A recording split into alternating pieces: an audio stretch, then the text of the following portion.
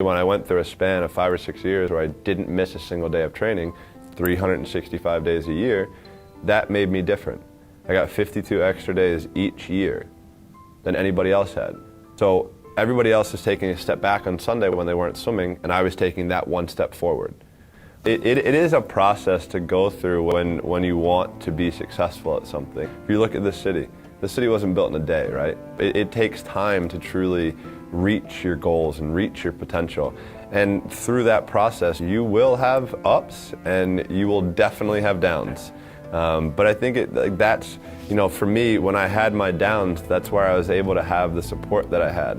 And for me, always wanting to get better, always wanting to get stronger, I can look at myself in the mirror and be happy with who I see. That's why I went to practice every day. That's why I worked as hard as I did every day, because I didn't want anybody to beat me. I wanted to stay on top of the mountain as long as I could, and if somebody wanted to knock me off, I was ready for a challenge. There are a lot of athletes who, talented, mentally driven, who are great athletes. But what do you think it is that separates out those athletes to become the incredible, ultimate elite athletes, the Jordans, the Gretzkys? I wanted to do something that nobody had ever done before. And that started with a dream and a goal. I wanted to be the greatest of all time.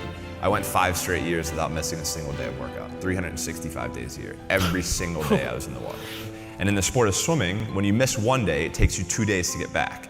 So I was already I was continuing to build on that throughout that time. And that was kind of just how I was. There are days you're not going to want to do it, sure. I mean, everybody has those days.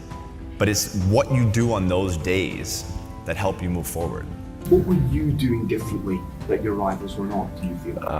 Working harder. What I did wasn't rocket science.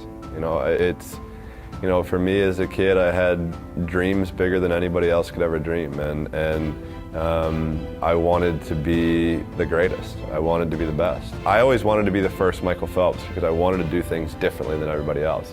So for me, when I went through a span of 5 or 6 years where I didn't miss a single day of training, 365 days a year, that made me different.